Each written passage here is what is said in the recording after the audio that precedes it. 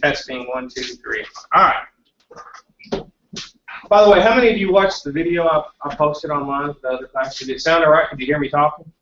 All right. Man, I like that little microphone. Just checking. I thought it might work. I had it set way back here.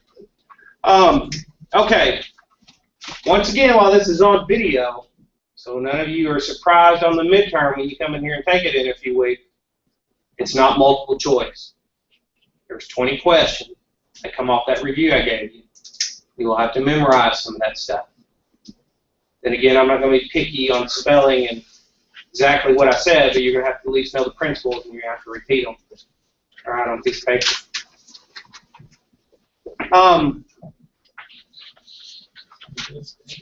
Now,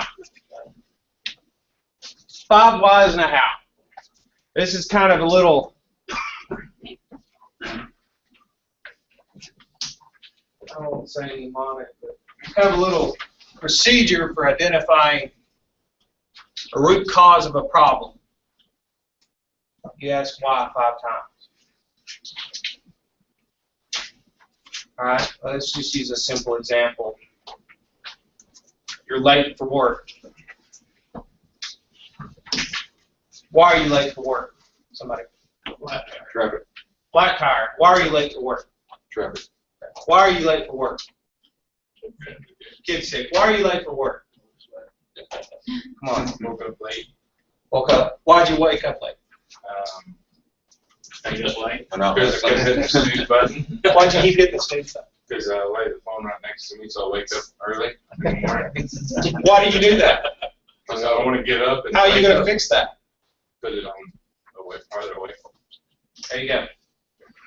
Oh, you solved my problem. Lean right there. There you go. It's already working. That's 5 whys and a how. Yeah. You keep asking why until you break it down. Why?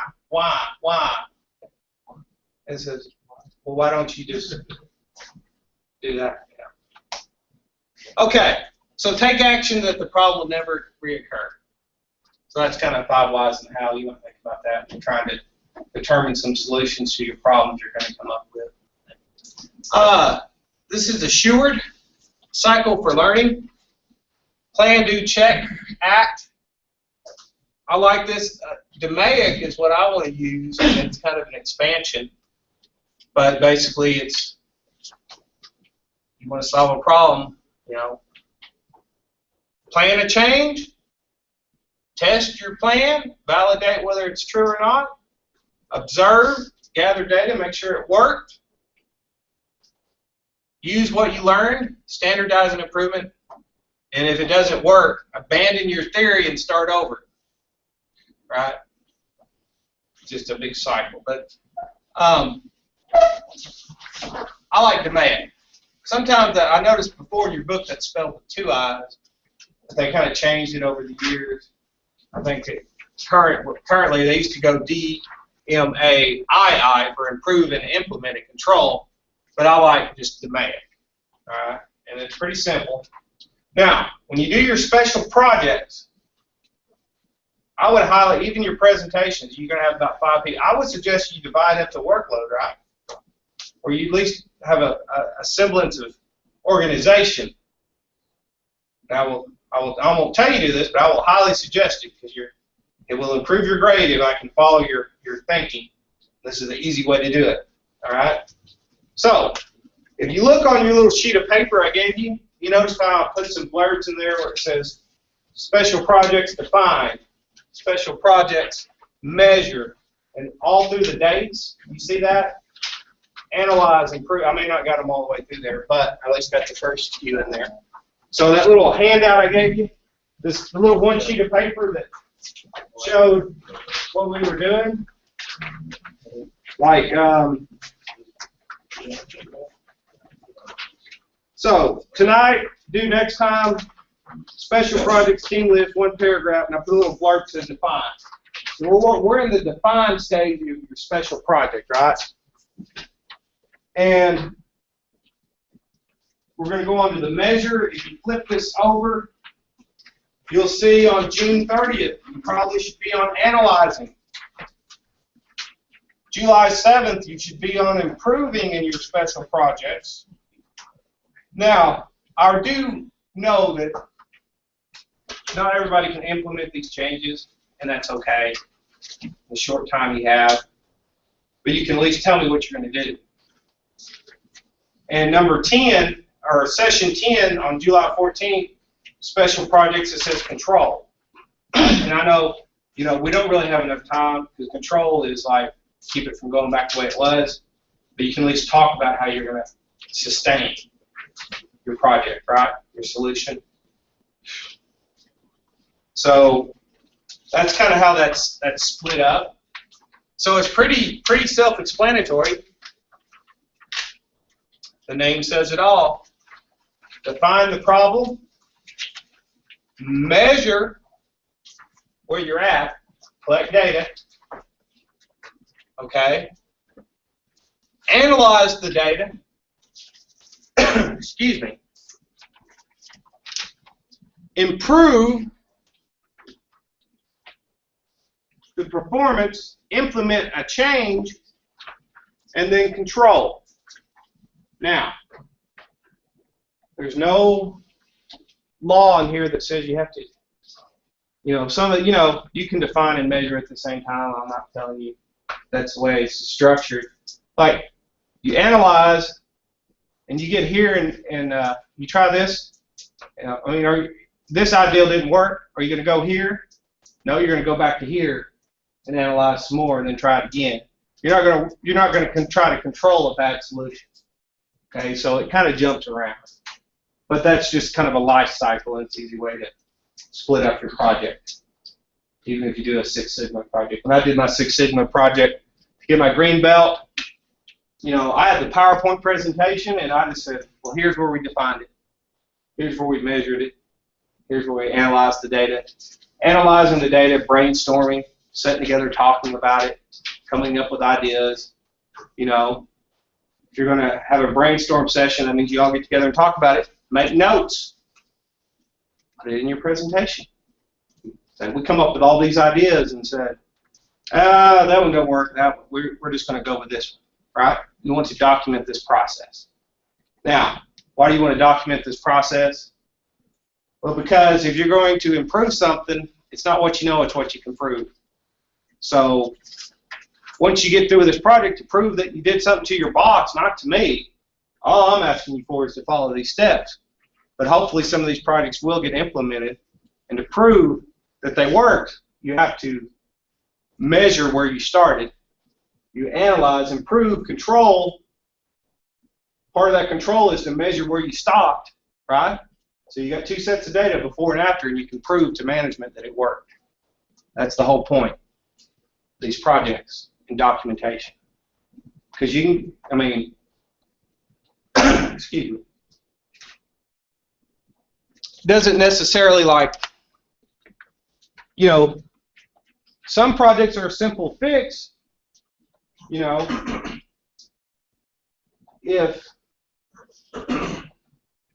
If all your projects on the left side is 10 foot away from where you're using it, would it make sense to move it closer? That really doesn't need a project. Now, it could be implemented across a line to figure out where they go, but if it's so simple as in Mary walks over here, picks up part A, walks over here, puts it on work in progress. Then they walk over here and get part B. And then they walk over here, and they do this all night long. Does that need a project? No, they just need some part bins up here where they can grab what they need and put it together. I've even seen places where they just make kits. They have assemblers for a kit. And they'll have a conveyor, and they have people that make all these little parts. They put in a little bin, send it down the conveyor to the first assembler. So they don't even have part bins. They just have a kit, and they have assemblers for the kit. What are you about to ask? In our facility, every job has an SOP. So SOP? In our facility, you can't just say, move that here. We're saying, not always is it that easy. Like if I went out and saw something like that on our floor and I changed it, Well, Everybody would get bent sideways over it. I'm not saying to do it without asking. Well, you'd I'm have just to, saying you don't need to have a lean project for certain we things. call them mini Kaizens. Yeah. We'd have to have like a 3-day mini Kaizen in the area in order to monitor any SOP. Well, if that's your policy, then that's what they're going to do. So don't tell you to go against policy. I'm just saying most operators will take care of that stuff themselves. They don't want to walk over here all night. They'll just go get them a few parts and carry them back over to their station and work off of them. Right? So it's kind of redundant. But so this is how I envision your special project to be laid out. Are there any questions about it so far? You are here. You are going to define and get in your groups, and then you're going to start collecting data. All right? Or I won't be by the end of the week, and before I get back, you should start having data. Now I'm going to try to make a special appointment to meet all of you at your factories. Sometimes that works out, sometimes it don't. But I'm going to try. But I can at least talk to each group individual. So as we're having time after class, because I'm providing you time, maybe not tonight, but at the end of these sessions, you have time to work on this. And remember, this is for a whole nother credit class.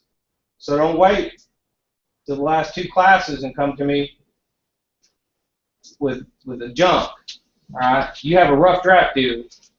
All right? And I will be happy to look at any of them as you go through there to make sure you're on track. But here's the point. Don't come up here with a presentation with about 10 pictures on the screen and talk about them, okay? And then hand me a 1-page written report, double spaced, and call it good. You won't like your grade. Because I expect I'm not saying go crazy, but I expect 3 credit hours worth of work out of this project, which means you're not going to get it done in a week. Now, I'm not saying you're just going to have to slave on this every day, but I expect you to work on this at least 4 hours or 3 or 4 hours a week from now on till the end of the class, right? Now, it could be as simply as exchanging emails and walking around looking at stuff. Doesn't mean it's going to be book work, and you may not spend that much time, but I want more than 5 pictures and a single page work from a group of 5 people. That'll cut it. You'll get great. So keep me informed. Don't wait till the last minute to do this, because if you wait till the last minute and you come up here, you may not have time to fix it. So you can always fix it if you get started early. Any questions about that? I mean, you basically can make an A. You have unlimited reviews, right? There's no reason why you shouldn't make a good grade in this. I'm not just going to throw you out there. I'm asking you to come to me before the final day with something to look at. So, time-based completion. Target time in lean projects is a major source of value. Even though we talked about walking over here and we're wasting motion, okay, what are we really wasting? Time. It all comes down to wasting time. So, where does lean work? Pretty much everywhere.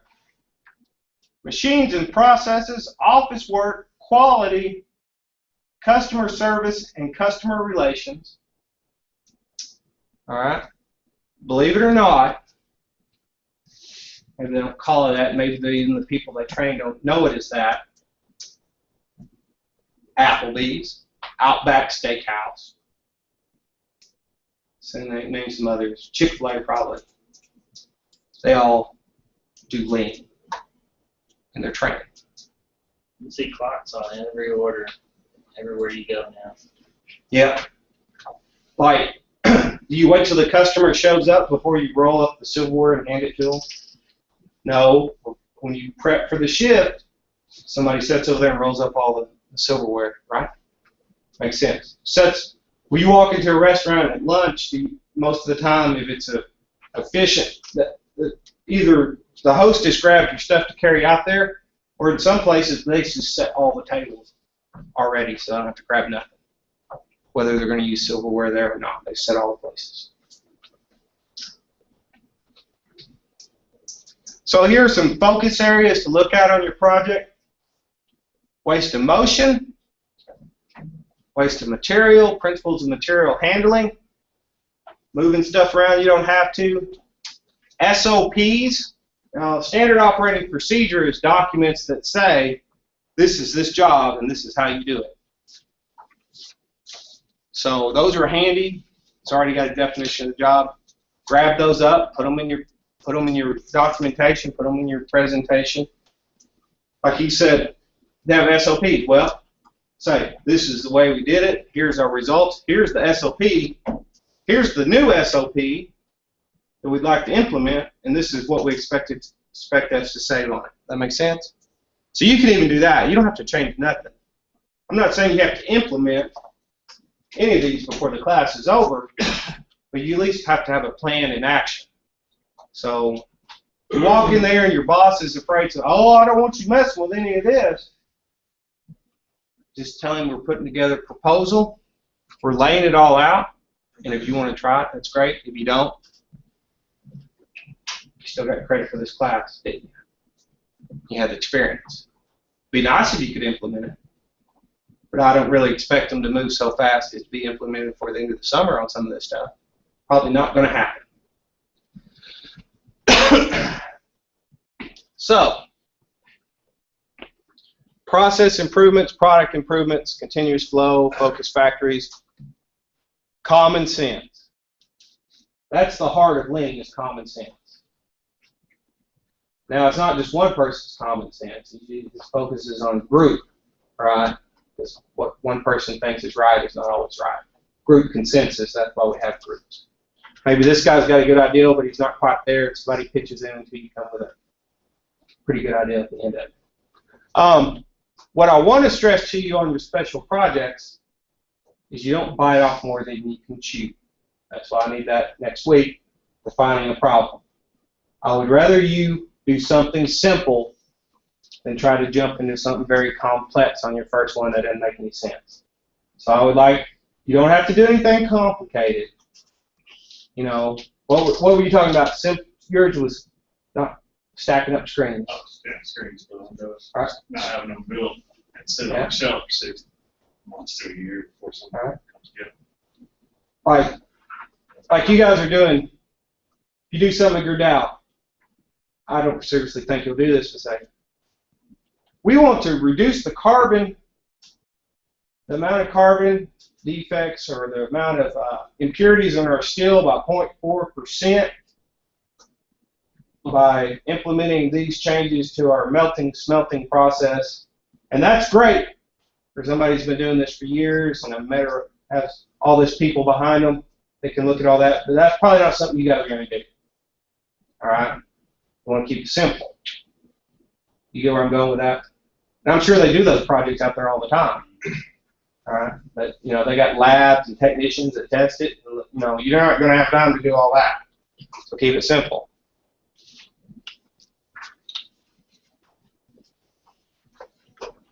So, roles in Lean. Get people involved. Become better problem solvers. This is your first step. So this is the whole point of this step is to get used to it. Learn problem solving techniques. Pretty much common sense. All right? Not opinion, common sense. Why, not it's his fault, it's his fault, it's his fault. Or it's their fault, second shift's fault, whatever.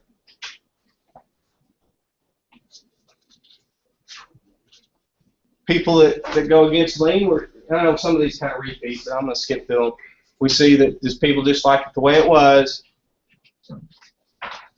You have to, basically you have to change the culture if you want to implement Lean, is basically all this says, right? Because I've been places, and it's no fun to work as an individual. It's always nice to work. I've worked maintenance for years, and we always got along pretty good. We worked as a team. I was electrical. He may be mechanical. But if it's really messed up and there's like gearboxes laying on the floor, am I going to watch him work on it? No. I'm going to put my lock on the equipment and I'm going to run in there and help him. It's a team. It's a team effort. Bottlenecks. You can even do do a lean project on getting rid of bottleneck. You want to know where the bottlenecks are? Ask the person on the floor. Not known to. Up here, these people know where the bottlenecks are. Remember the goal? It's pretty easy to find them. Where's stuff piled up? Look for work in process. Where's the work in process piled up? Where's the paperwork piled up on whose desk? Right? Want to do something with paperwork? That's fine too. So, why do we want to do lean improvement? We'd all like to keep our jobs, and we'd all like to keep them in America. Because we can make stuff as cheap as efficient as most other countries. Because let me ask you something. You have a choice of 2 products. Well, one's half the price of the other. But it takes 4 weeks to deliver from China, and you've never heard of it before, and when you get it, it lasts 2 weeks before it blows up. And they'll refund your money or give you a new one, but it takes another 4 weeks to get it here. Or you can pay twice as much for something that if it blows up, you can take it straight down to Best Buy, even if you don't like it, which is what I like about Best Buy and a lot of their electronics. Best Buy, you pay a little bit more for it, you get name brand stuff, but if you buy it and don't like it, just take it back within 30 days. They'll give you money. No questions asked. A lot of that stuff. So, because that's always what I would rather go to Best Buy and pay an extra $20 than be disappointed because it just irritates me. I mean, blood pressure go up, all kinds of stuff. I'd rather just go pay a little extra money and get a peace of mind. Man, we're moving on. So, why do we want to implement lean? Well, we can't do the things that we used to do 20 years ago. We're in a global economy, right? No longer are we. I mean, that's the way it is. Now, we say we were getting jobs undercut and they're going overseas, but guess what? Anybody seen the little blurbs in China and stuff about the middle class? Guess what? All the people that have been making iPhones, they want one now. So that whole process is changing. Labor costs are going up in China. Okay? Simple fact is there's a rising middle class. There's less people to do the job. I'm not going to get into politics here, but China's been implementing population control for years, okay, by restriction on how many kids you can have. And guess what? They got more work than people to do it in some instances. Lean manufacturing consists of, it can be used as research and development, marketing, financial management, manufacturing. Now, why has it always failed in so many organizations? Because we did it, but we didn't manage it. Right here. Digging right here. Why has lean failed? Some of the excuses are it's hard work. We used it as a money savings program, not a money making program. But basically it comes down to commitment. We spent all this effort and then 6 months later everybody quit doing it. What's the point of an SOP if nobody follows it? It sits on the machine gathering data. It's pointless. Okay.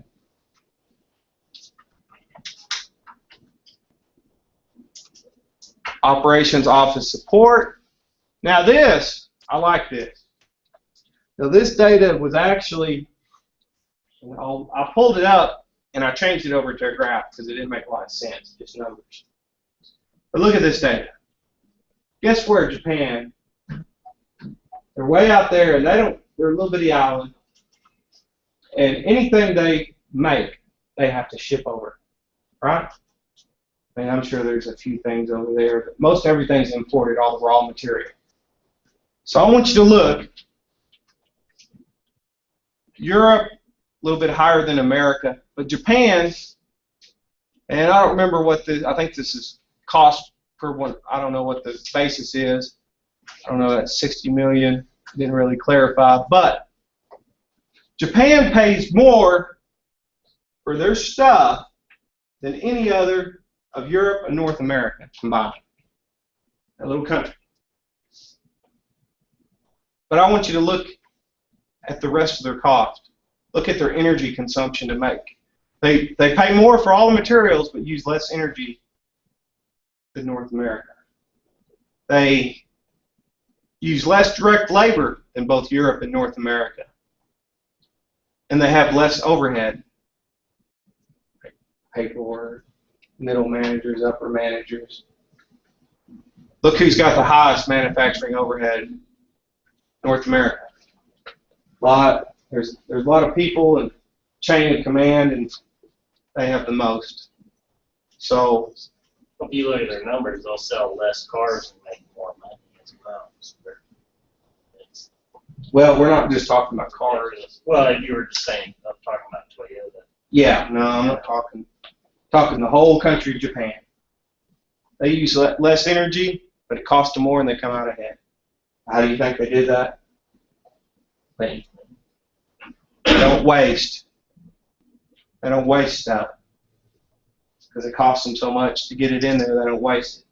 They wait. Their money is made by not wasting stuff because they, making the same thing a lot of other countries are. Excuse me. I don't know if I can carry this on for 4 more hours. We'll see how far I get. I'm trying. You said you're not going to be here for 4 hours, are you? Well, I got you till 8:30 though. We'll take a break here in a little bit. What are goods? Well, they are tangible. You can count them. They can have long lead times, short lead times, capital intensive. You can look at a good and it's easily assessed. It's either a good widget or a bad widget. Now, what are services? Well, let's just compare this. You go into a restaurant, if you buy a car, you got a car, and it works. You go into a restaurant and buy a meal, you got a meal, and you ate it. All right? You still accomplished the same thing, right? You got a car, you got a meal. But services are a little bit more than that. They're intangible. You can't inventory them. They require a lot of customer contact, quick turnover, labor intensive, and the quality is more difficult to assess. Right? Because you could have the same waiter and he could be real busy and people feel that they didn't get what their quality that they needed during noon, but that same waiter could deliver high quality because he had more time to devote to them at 11:30. Does that make sense? Then you just got people, waitresses and wait staff that are bad all around. They don't need to even be wait staff. You got those people. So services are hard to interpret. That makes sense as far as to categorize. But you can use lean on that too. Here are some little definitions. Effectiveness, the extent to which outputs of the process satisfy the needs and expectations of the customers, how effective your product is. Efficiency, how quickly and cheaply you make your product, quality product. Lean manufacturing has some characteristics over other manufacturing facilities or everybody else. Higher quality, higher productivity, less space, less inventory, more frequent deliveries of incoming parts. These are just kind of overall things that you would strive for in lean manufacturing. Less change in schedule, more consistent use of pull scheduling systems. And we're going to get into pull scheduling. We got a whole section on that, so we'll touch on that. But basically, it's like inventory that's not inventory. They used it at Whirlpool. So basically, the supplier keeps inventory on hand, but it's not Whirlpool's inventory until they break the seal on it. Now it's their inventory. That makes sense. It's actually just pushing it off on somebody else, but they also are responsible for stocking the bins and keeping everything out.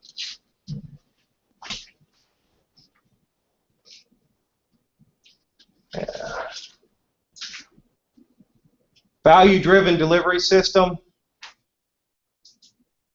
We design processes to only build what is needed when it is needed in response to daily demands. Kind of goes back to the just-in-time. I'm going to skip over some of this.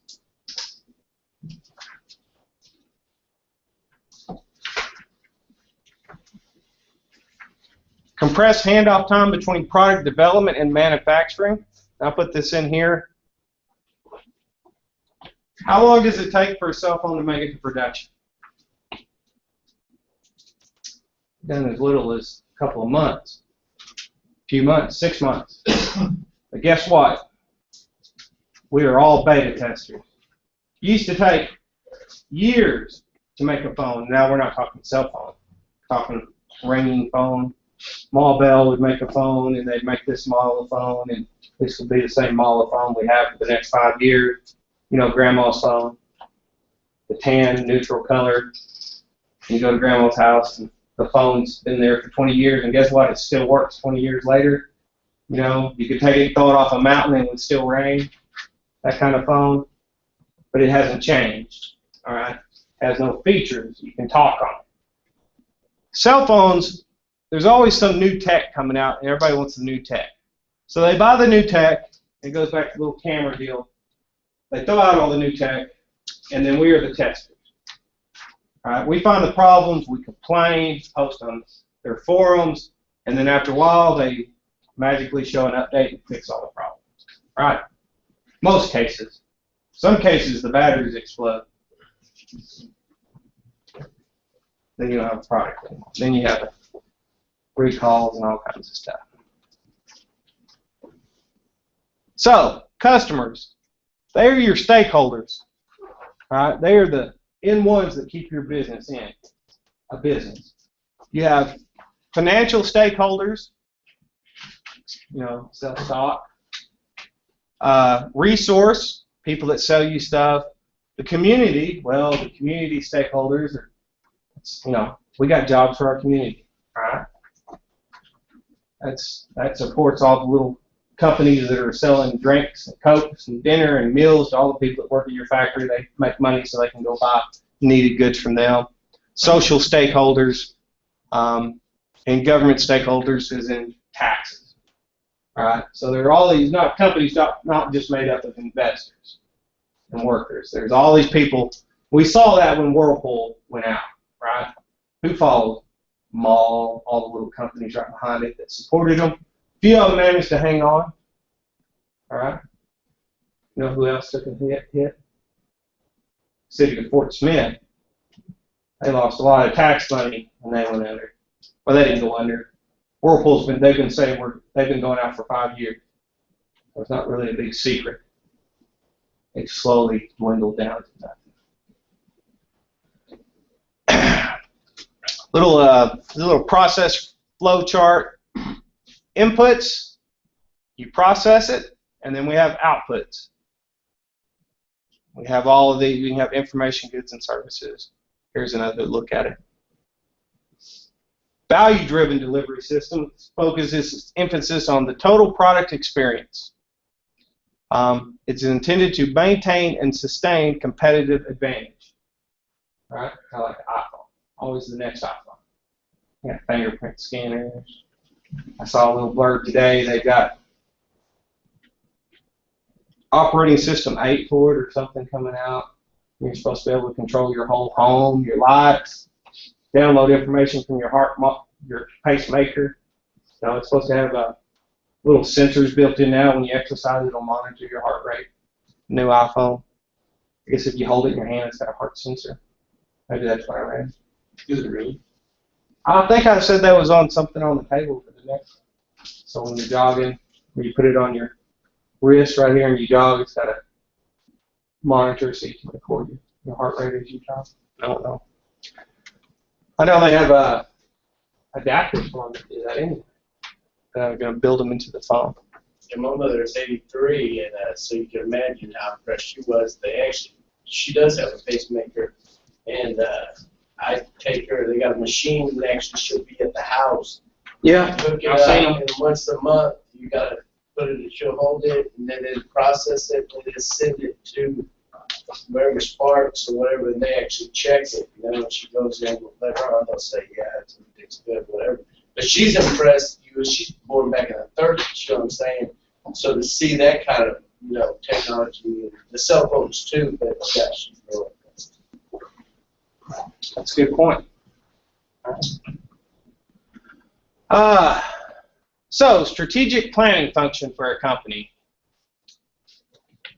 Well, if you want to know where you're going, you have to have a plan, right? That's what this means. All businesses have a strategic plan. First of all, what is the business? Let's use somebody. What's your business? AOG. Yes. What is your business? Distributing gas. Distributing gas. What will be the business in the future? More distribution and higher prices? I mean, that's a given. It's energy cost. No, I mean, I'm not knocking AOG. I'm just saying it's a limited resource. More people, more demand. It's going to cost you more to buy the gas to distribute, right? Right. All right. So you need better distribution, better monitoring, okay? Because it's getting more expensive, so you monitor your consumption so you can anticipate demand differently. I mean, in the winter you're going to use more gas than you do in the summer, right? Yep. All right. What should it be? Where do we want to go with that? We want to start having pumping stations to fill up your cars, start selling it for automotive use. I just saw a little blurb where they put in the first. Second one's over there by the airport. Yeah. They just put in the first company that does a conversion to natural gas. Run your car off natural gas. A full-time shop in here. But I checked into that. It'd be worth it if you bought a new one, but it seems to me right now, they might come down cheaper, but right now it's like $10,000 to convert a standard vehicle over natural gas consumption. Or you can buy one that's dual fuel to start out with, which appears to be cheaper. So if you're looking at a newer vehicle. You could think that, but then if everybody does it, then the demand goes up, availability goes down, and then it costs you as much as everything else. Who knows what the future will be. But there's one thing for sure, we can supply our own natural gas in the U.S. without importing it right now. At least for how many years? Very long time. 175 last estimates on natural gas reservoir. Yeah, that's why it's full. Yeah, so we got plenty of gas, natural gas. All right, not crude oil. We got plenty of natural gas. So everybody understand what strategic planning function is? Make sense? Okay.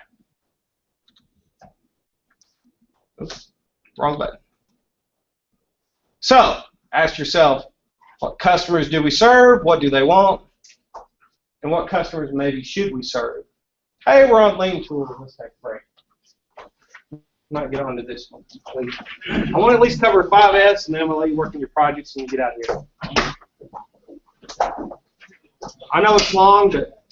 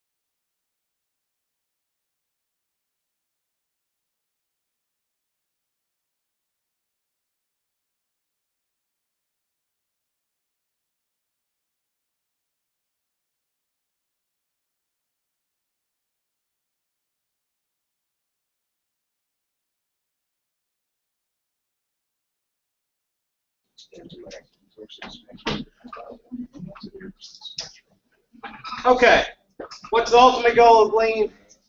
Reduce our cycle time, improve our costs, take better care of our customers, and because we do that, they like our stuff and continue to buy it, and we keep our jobs, basically. That's how that works. So, to accomplish lean, and by the way, let me tell you how the rest of this class is going to go on this. We've covered almost half the book. Believe it or not, we've covered about half. Now, the rest of the class, we have a plant simulation, so it's hands-on, right? So we're going to do a little bit more. All we're doing is tools. And I don't know how much we're going to spend on it. We may not cover all the, we're going to touch on all the tools. We'll spend more time on others than we do. Some, 5S is one that we're going to cover because I want you to, so you can read ahead and implement these tools in your project is what I'm telling you, your special projects. Okay? But we're going to cover tools every day. We're going to cover tools and we're going to start our factory simulation. And to break it up a little bit, when we get through here, I'll show you last year's simulation so you kind of know what you're getting into. I will not post it because I want you to come up with your own ideas. But basically, we're going to make the widgets and they're sitting in the corner. All right, we're going to make a factory. So, and that's for this class, not special projects, for this class. Okay. Okay, so here's our toolbox. We have several tools here. We have 5S, setup reduction. Some of you already been through the setup class. Total preventative maintenance. Mickey Vocal teaches that one. Quality, customer, visual workplace, which I like. All right, visual workplace is it's pretty easy to sum up. We'll go through it, but basically kind of goes hand in hand with 5S. You hang a tool on a peg, and then when you draw the little marker around it to say that this tool is where this goes, there's your visual workplace. It could even go in, if you've been in some places that have production, real-time production data shown on the screen where you're at. That's a visual workplace. All right, OEE displays showing you're in the green, you're doing good. When you start lagging down, you get in the yellow. Something visual, because that's what people respond to. All right. Value stream mapping, you're going to do next time. Kaizen, or continuous improvement events. Ban, and we'll keep going. I don't remember what EI is, but I wrote it down. Not really use it that much. You can download this PowerPoint. There's some notes in it. Employment involvement brainstorming. So that's where you get all your employees around have brainstorming sessions.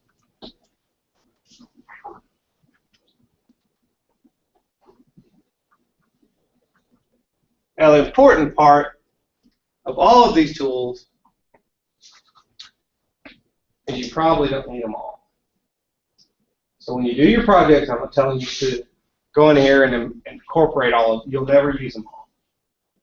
For this situation, you might use that. For this situation, you might use this. You might use a piece of that for this. I mean, you just mix and match how you need it. So, one thing that kind of goes hand in hand, though, is 5S and a visual workplace. How many people have 5S in their shop? How many people? Because I go to my shop, and now I don't go so far as on the pegboard to trace out where the tools go, but see, I'm the only one working in my shop. All right. But I do have a section for gardening tools. I do have a section for hunting and camping.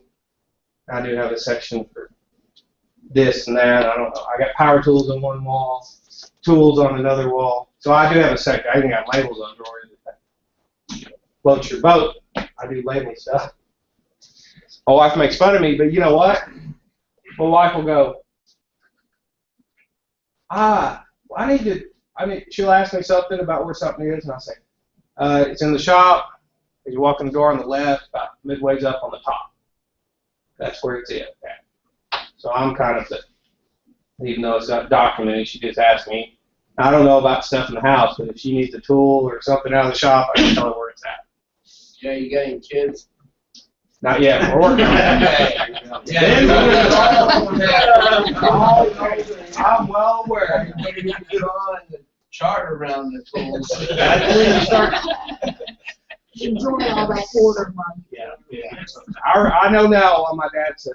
I don't care to use my tools, but they better all be in the box when you're through with them. So I go even further than that. I have places, like I have, you know how we throw all your tools in the box, but she just did all these sockets. My sockets have a place, because I would like to open up a drawer and find my socket. Right? I don't want to dig through a pile of sockets. We'll see how that works out in a few years. Ask me then. So 5S is pretty much common sense. Sort, set in order, shine it up, standardize, and sustain. Now, all of these, which one do you think is the word? Sustain. Like anything else, we all start with grand ideas, and every once in a while I have to go through my shop and move stuff backwards. Sometimes I'm lazy enough to put stuff up. For the most part. So, what do you need and what do you not need? Alright? You're at home, we have a section on the shelf for yard sale pile. Alright? I have a yard sale pile. When I had a yard sale and it shrunk greatly, I still got to haul off stuff. So, what do you need? If you don't need it, get rid of it. That doesn't mean take it to the garbage. Alright? And if you probably don't have any clue what it's for, and nobody else does, you probably can throw it out. You can't recycle it. You probably want to recycle it. But, as the factory grows, so does its massive crap laying in the floor. The older the factory, the bigger. There's always those hidden, it's usually on top of the offices. They build the offices in this big plant. And then on top of the office is the storage facility. And that's where maintenance hides all the stuff that they think they might need. All right? It's like, well, I'm not sure this was bad, so let's just put it in a pile over here because we might need it. And I've seen plants that wasn't for that. They, you know, we had a plant that we had there'd be plants that they had one guy, and we'd be like, oh my God, where are we going to find that? And we'd ask him, and he'd go rummage up there and come out with it. I don't know how. It was a big black hole all covered in dust. But he'd save the plant. That's not typically how you want to do that. You want to put that stuff in inventory. But I've seen it save plants having that for you. But if there becomes a point where it's bad to order all that old stuff up there. But we're, you know, the boneyard. Okay? So, red tag. When you start this, you start going through here. They sell these, believe it or not, and they just have these little red tags. And you can pass some of these around. How many red tags we got? You mark it with a red tag that says, let's haul all this stuff to a central location and sort it out. We're pretty sure that this is junk. Let's get it all red tagged and have somebody look at it and confirm it's junk. Because you can't just let one person decide it's junk. You gotta have that kind of consensus. If you do that, then you end up throwing away thousands of dollars worth of stuff. And it happened. Okay. Is the item needed? If it is needed, is it the right quantity? If it is needed, does it need to be located here? Those are the questions you ask. So first, you find all the junk laying in the floor, and you put a tag on it so you can track it, basically, what you're doing. You've determined that you haven't used this in a long time, and it's been laying in the floor, so you red tag it for somebody. And then everybody comes along and figures out what to do with it. First, you got to identify the junk in the floor. From the good stuff, right? Just like the yard sale. How many people go to a group yard sale and come back with more stuff than they're left with? But it wasn't their stuff, right? It was Trey's stuff. Okay. So you have red tag teams outside the area. They see things a little different. So you can't ask old Joe, the maintenance guy that's been there, to red tag his stuff. All right, well, you can, but you can't ask him to decide to keep it, right? So he's going to keep everything. Everybody ever watch Hoarders on TV? All right. Well, we don't have time to force people to make decisions, because how many times do they sit there with that? They sit there and they wait all day and they get like one box. All right. Well, we don't have time for that. We don't have time for one person to make a decision. Somebody's got to make it for them.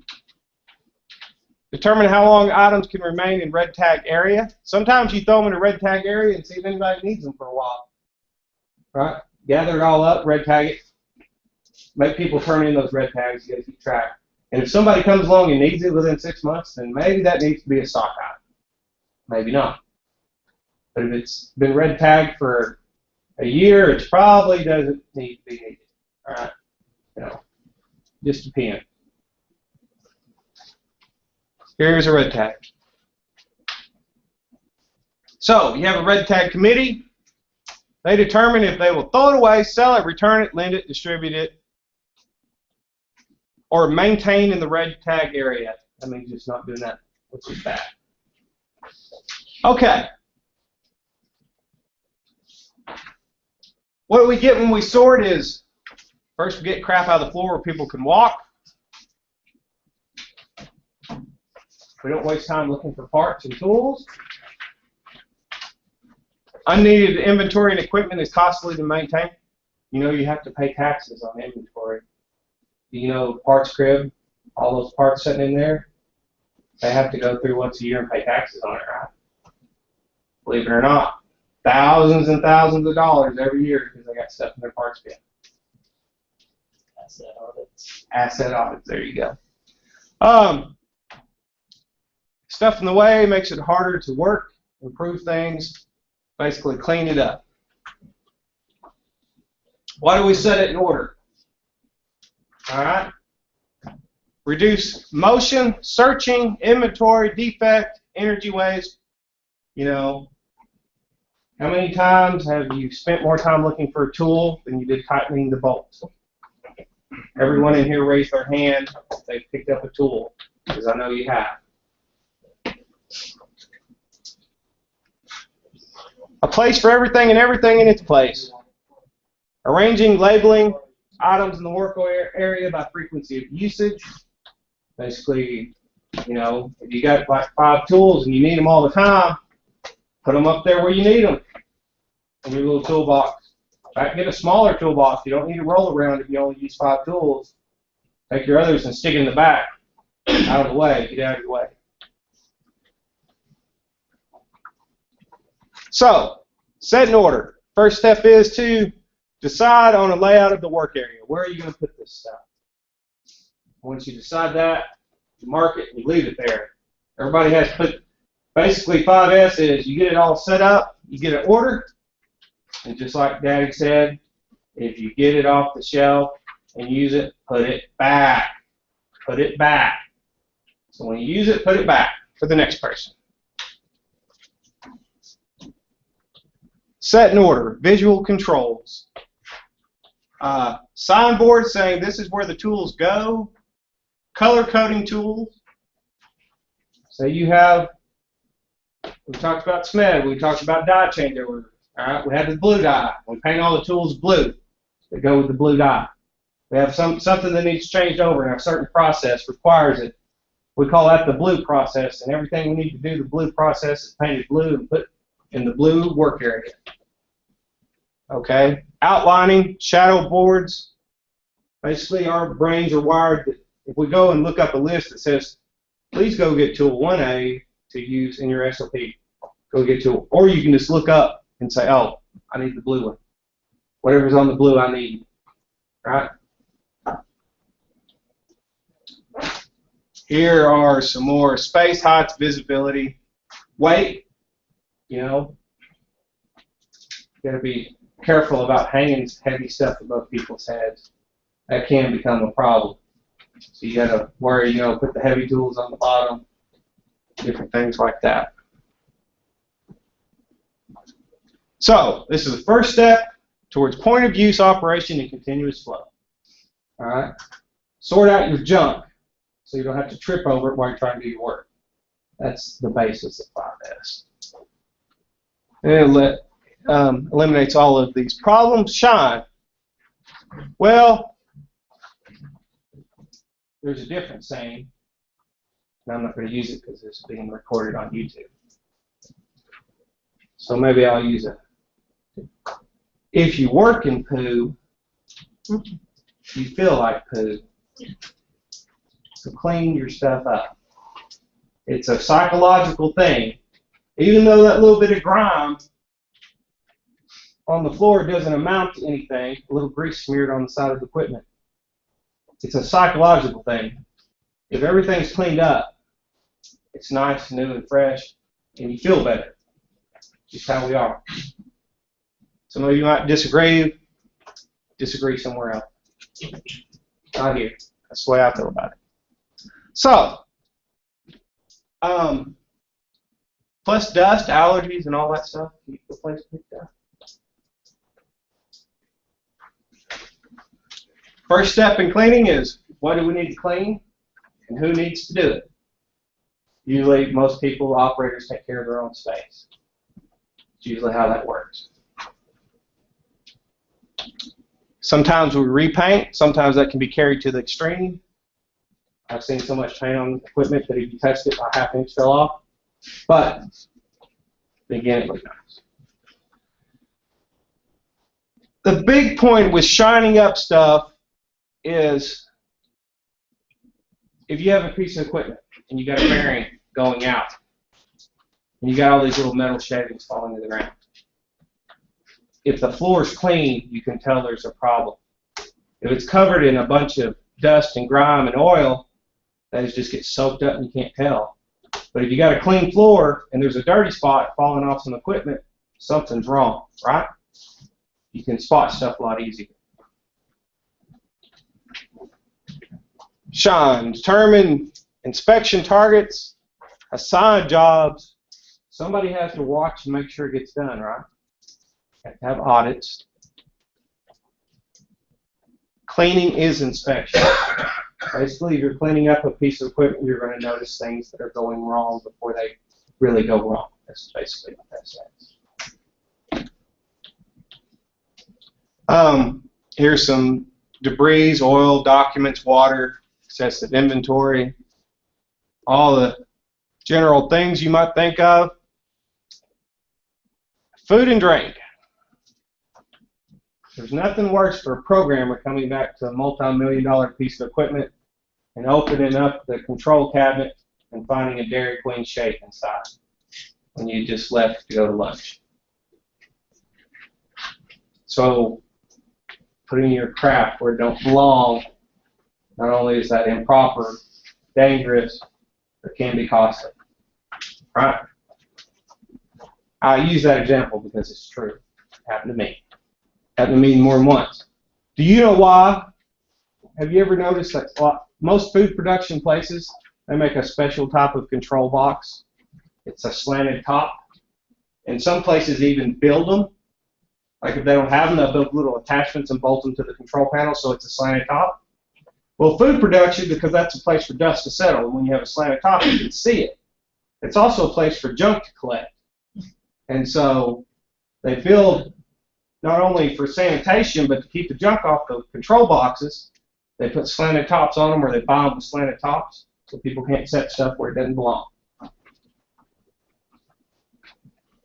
Defects less obvious and messy plants. Here we go. Here's back to the poo. Poor morale. Right?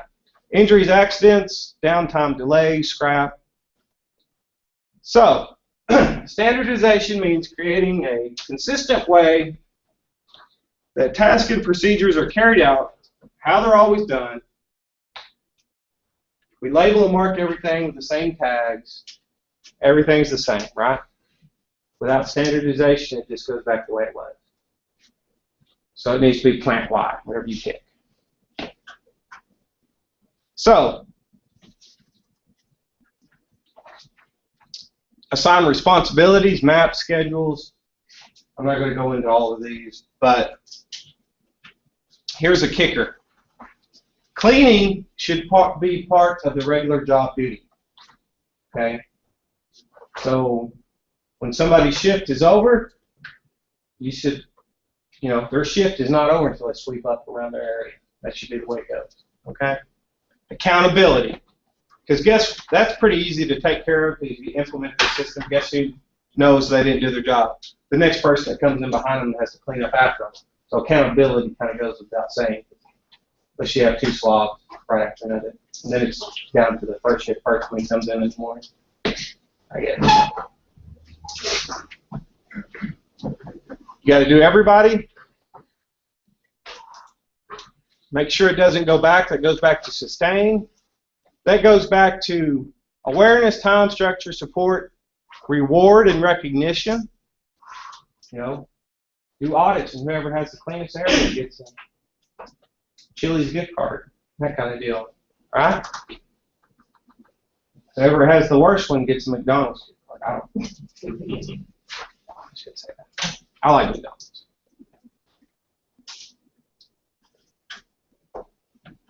Sustain. So make sure you do it. Once you've gone through all here, make sure that you keep up with it. You do audits and take care of it. How do we do that? We got checklist, bulletin boards, posters, photo exhibit, maps, pocket manuals, department tours, recognition. How many people have worked someplace and they go, guys, we need to gather up and stay over. We got a bunch of important people coming in. We need to pick up around here before they get here. How many have heard that? Well, if you truly have a 5S work environment, you don't have to do that. It should already be picked up, right? So don't let stuff pile up. You see stuff laying where it's not supposed to, you pick it up. Don't clutter up walkways. So back to we talk about visual factory. That's why we kind of, they have to go hand in hand. Right? 5S and visual signs of where stuff goes pretty much is hand in hand. So that's why you can't have one without the other pretty much. Remember, small continuous improvements on an audit strategy for 5S. Here is a checklist. People don't perform their checklist or rely on these, then you have to implement a write-up. Right? I mean, I'm not saying fire them, but people aren't picking up. They need discipline, right? It doesn't do any good to implement one of these unless you discipline people who don't take care of it, and it helps reward the ones that did. Here's some more checklist. And I'm not going through all of this, but sort, get rid of junk, straighten, make every place a home, shine, pick up after yourself, standardize, develop methods and checklists to keep it up, sustain, always do it. So where do you start? You get somebody put in charge of it. Hopefully you can get the operators on board. You don't have to do that, but you got to have somebody to audit a 5S system. Be realistic in your timetable. Don't just stand up there and yell. Go help. Remember, this is a team effort.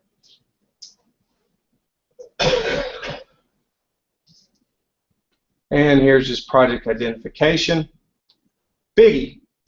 You want to impress people, take before and after pictures. All right? You really want to. And then, as they slip, you can go, you see what it looks like? It's starting to look like this again. We got to fix it. All right, before and after pictures. Put them on the board. There's nothing more ashamed the person in the work area that you show what it looked like when it's cleaned up, and you have this is what it should look like, and then you look over here on the board and see it don't look like that. So you pretty much know somebody's not doing their job, right? Because everything's supposed to be in the same place. So you take a picture from here and put it on the board. When you look the picture and you look scan to the next to it, it should all be the same thing, right? If it's not, they're not following 5S. Here's some common reasons why not to do it. Basically, sum it up is, I don't want to do it. There's the sum of it. So, one bite at a time. I like this slide in here. So just do a little bit at a time. So, 5S is the gateway to continuous improvement. Basically, goes back to if you want to be productive and motivated and get things done, don't do it in a junk pile. Okay. I don't have much voice left, but I'm fixing to stop this recording.